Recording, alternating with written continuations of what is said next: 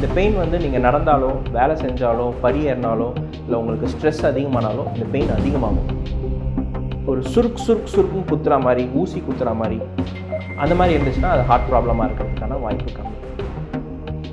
எனக்கு வலியே இல்லை, நீங்கள் என்ன சார் ஹார்ட் அட்டாக்னு சொல்கிறீங்க அப்படின்னு சொல்லி நிறைய ஆச்சரியத்தோடு பார்ப்பாங்க. அனைவருக்கும் வணக்கம். நான் டாக்டர் கார்த்திக் சபாபதி, இருதய மருத்துவர். ஸோ செஸ்ட் பெயின் இது வந்து கார்டியாக்கா இல்லை நான் கார்டியாக்கா, அதை எப்படி டிஃப்ரென்ஷியேட் பண்ணலாம், ஸோ அதை பற்றி நம்ம இந்த வீடியோவில் பார்ப்போம்.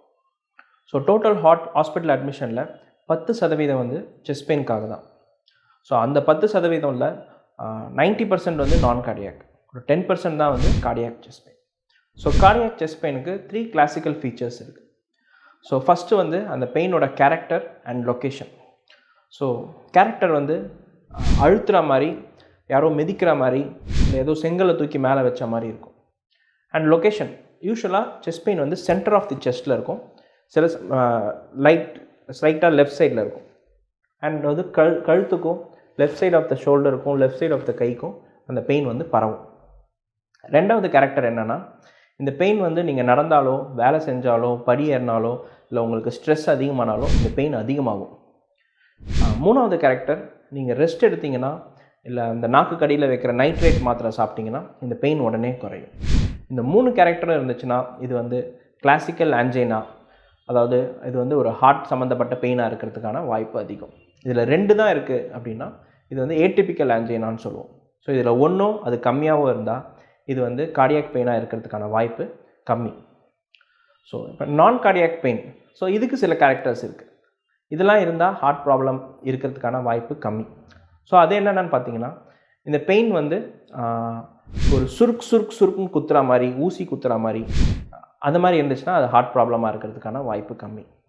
ஸோ அந்த பெயினை வந்து ஒரு சிங்கிள் ஃபிங்கரால் உங்களால் லோக்கலைஸ் பண்ண முடியுது. இந்த இடத்துல மட்டும்தான் சார் எனக்கு வலிக்குது அப்படின்னு சொன்னிங்கன்னா அது ஹார்ட் ப்ராப்ளம் இருக்கிறதுக்கான வாய்ப்பு கம்மி.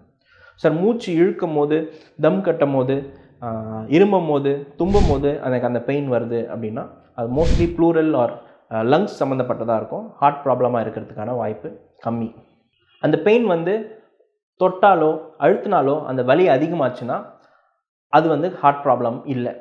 அதே மாதிரி இந்த பெயின் வந்து எனக்கு ஃபியூ செகண்ட்ஸ் தான் சார் இருக்குது, ஒரு ஃப்ளாஷில் வந்துட்டு போகுது அப்படின்னா அது ஹார்ட் ப்ராப்ளம் இல்லை. பட் ஸ்டில் எல்டர்லி பேஷண்ட்ஸ், வயசானவங்க, சுகர் பேஷண்ட்ஸ், விமன், இவங்களுக்கெல்லாம் இந்த மாதிரி ஏடிபிக்கல் சிம்டம்ஸ் கூட ஹார்ட் ப்ராப்ளமாக குறிக்கலாம். ஸோ எனக்கு ஒரு பெயின் இருக்குது சார், அது ஹார்ட்டா இல்லையா எப்படி கண்டுபிடிக்கிறது அப்படின்னு பார்த்தீங்கன்னா, நீங்கள் ஒரு சிம்பிள் டெஸ்ட் இருக்குது. உங்களுக்கு ஒரு வலி இருக்கும்போது, நெஞ்சு வலி இருக்கும்போது நீங்கள் வேகமாக நடங்க, முடிஞ்சால் ஜாக் பண்ணுங்கள், இல்லை ஒரு படியில் ஏறுங்க. அப்போ அந்த வலி அதிகமாச்சுன்னா அது வந்து ஹார்ட் ப்ராப்ளம். அந்த அதிகமான வலி நீங்கள் ரெஸ்ட் எடுக்கும்போது குறைஞ்சிச்சுன்னா அது ஹார்ட் ப்ராப்ளமாக இருக்கிறதுக்கான வாய்ப்பு அதிகம். சார் சுகர் பேஷண்ட்ஸ்க்கெலாம் இந்த மாதிரி வலி வருமா அப்படின்னு கேட்டிங்கன்னா, சுகர் பேஷண்ட்ஸ்க்கு நிறைய பேருக்கு வலியே வராது. நிறைய பேர் வந்து சுகர் பேஷண்ட்ஸ் எனக்கு வலியே இல்லை, நீங்கள் என்ன சார் ஹார்ட் அட்டாக்னு சொல்கிறீங்க அப்படின்னு சொல்லி நிறைய ஆச்சரியத்தோடு பார்ப்பாங்க. ஸோ சுகர் பேஷண்ட்ஸ்க்கு நரம்பெல்லாம் வந்து ரொம்ப பாதிச்சிடும். ஸோ உதாரணத்துக்கு அவங்க கேட்டிங்கன்னா, ரொம்ப வருஷமாக இருக்கிற சுகர் பேஷண்ட்ஸுக்கு காலெல்லாம் நரம்பெல்லாம் வந்து சுருக்கு குத்தும், நடந்தாங்கன்னா பஞ்சு மேலே நடக்கிற மாதிரி இருக்கும். ஸோ இது வந்து பெரிஃபரல் நியூரோபதின்னு சொல்லுவோம். அதே மாதிரி ஹார்ட்டை சுற்றி இருக்கிற நரம்பும் இந்த சுகர்னால் பாதிச்சிடும். ஸோ அந்த மாதிரி பேஷண்ட்ஸுக்கு நெஞ்சு வலியே வராது. ஸோ அவங்களுக்கு something known as anginal equivalence அப்படின்னு சொல்லுவோம்.